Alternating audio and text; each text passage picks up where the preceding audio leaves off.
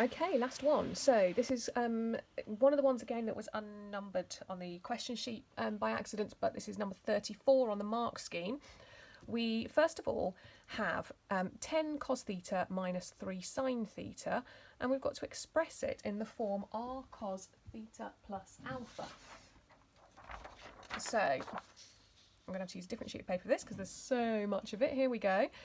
R cos theta plus alpha is, let's expand it, r cos theta cos alpha minus r sine theta sine alpha. Now let's compare it to this expression. 10 cos theta minus 3 sine theta. So here we've got cos theta in both, which means that r cos alpha is 10. That bit times that bit is 10. And here the minus is matched, so that's good. Sine theta in both, so r sine alpha is 3. So first combination of them is the kind of Pythagorean combination, which is you go this one squared plus this one squared, which gives you r squared and then cos squared plus sine squared, which is 1. So r squared is 1 squared plus 3 squared, which is of course 10. Oh, I didn't copy that down. Right, that's 10, isn't it? So, sorry, 10 squared plus 3 squared, that's 109. So r equals root 109. Then the second combination of them is the sine divided by the cos gives you tan. And of course, r divided by r is 1. So we have tan alpha is the sine over the cos, 3/10. Now my calculator is still in radians from earlier questions, but here we're dealing with degrees, which doesn't happen very much once you get to core and once you get to your A level. But so we need to go back to degrees, and we're going to go inverse tan of 3/10 is 16 point, what do we want, 2 decimal places, 16.70.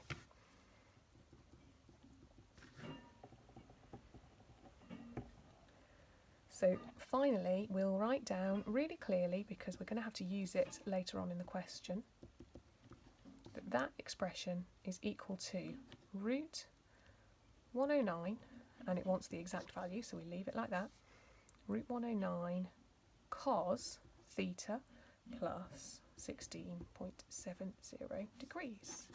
There we go. Now, next part. We have a Ferris wheel, and we can see the height above ground of a passenger is modelled by this. And you can think, if you think about it, you can see that happening. Like if we take a car here, as the Ferris wheel goes round, the height increases until it gets to the top here, and then as time goes on, the height decreases again, and then it increases again as decreases as we go round. So we can see how the curve matches what happens on the Ferris wheel here. So it's modelled by this equation. Height is alpha minus 10 cos 80t plus 3 sin 80t. Now the first thing I notice is this. 10 cos theta minus 3 sin theta, but because we've got a minus there and a plus there, it's the opposite way around to this. So this is the same as this, just with a little bit of multiplication and adaptation here, because what we've got is alpha minus, and then 10 cos 80t, which is my theta, minus, because I've taken a minus out, 3 sine 80t, which is my theta. So it's alpha minus that expression there. Now we've already written that expression there in this form, so we're going to have to use that now. We're told that the initial height of the passenger above the ground is 1 metre. So that little bit there is 1 metre. We've got to find a complete equation for the model. So here we go. First of all, I'm going to write out that my h is alpha, just what I wrote up here, minus, and then this bit I'm going to replace with what we worked out that was equal to in part A. So root 109, and then cos, and instead of theta, we see that theta has been replaced by 80t. plus 16.70. Now we need to know what alpha is here. So alpha, of course, it tells us is the initial height above the ground. So that's when t is 0. So the initial height is 1. And we'll put t in as 0.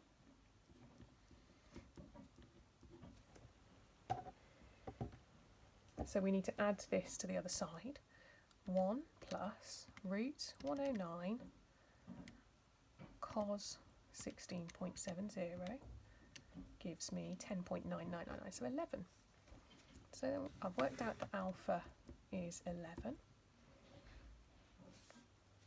So we can write down our model as h equals 11 take root 109 cos 80t plus 16.70 degrees.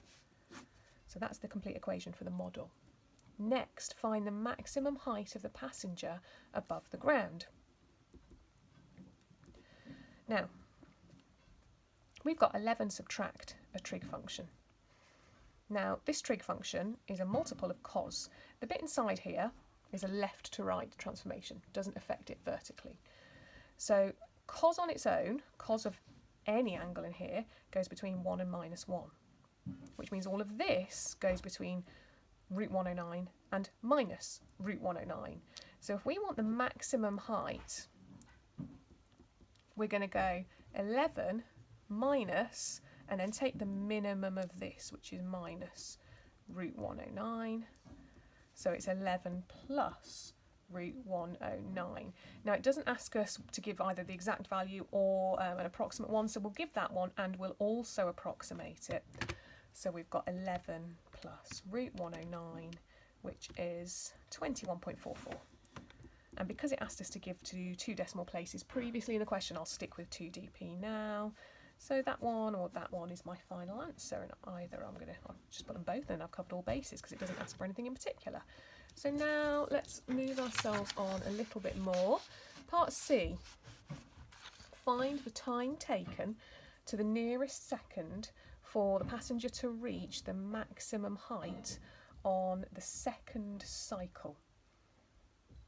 So let's think about how this repeats for a second. We're talking about a cos function, and we know that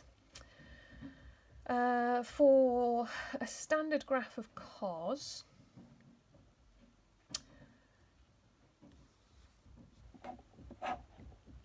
we've got 90, 180, 270, 360, 450, 540. Now, from the previous part of the question, we knew that this point gave us Hmax on the first cycle because we used when the cos was at minus 1. So this point will give us Hmax on the second cycle. So what we're interested in is when this angle here, 80t plus 16.7, is equal to 540. So 80t plus 16.7 equal to 540. Let's solve that. 80t is, can you see that? Yep. 540 minus 16.7, 523.3. So therefore T is 6.54 seconds. Now, minutes, because let me just go back. T is in minutes, yeah. So that's in minutes. I'm just going to get that number back on the calculator because it wants it to the nearest second. So we had 523.3 divided by 80. That's the value, 6.54 minutes. But I need that exact. I want to keep it exact and I want to turn it into minutes and seconds. So I'll press the time button here and it gives me 6 minutes 32 and less than a half of a second then. So we'll put 6 minutes 32 seconds to the nearest second.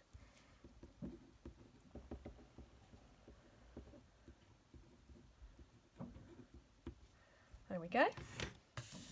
Now, part D. It is decided that to increase profits, the speed of the wheel is to be increased. So how would we adapt the equation of the model to reflect the increase in speed? So let's think about our graph here. If we want this to go round faster, what would happen is that we want the graph, this repeating cycle, to come in this way. Now, what is it about the equation of a trig function or cos function that makes it come in this way? Well, what we need to do is take our 80t here and increase that value, because we know that the multiple of t here is the number that you divide the width of the graph by.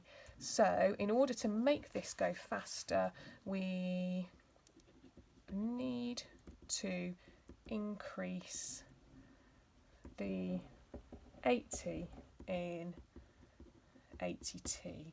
So for instance, if I were to do something like h equals 11 minus root 109 cos, I don't know, 100t, that would make the period of the graph smaller.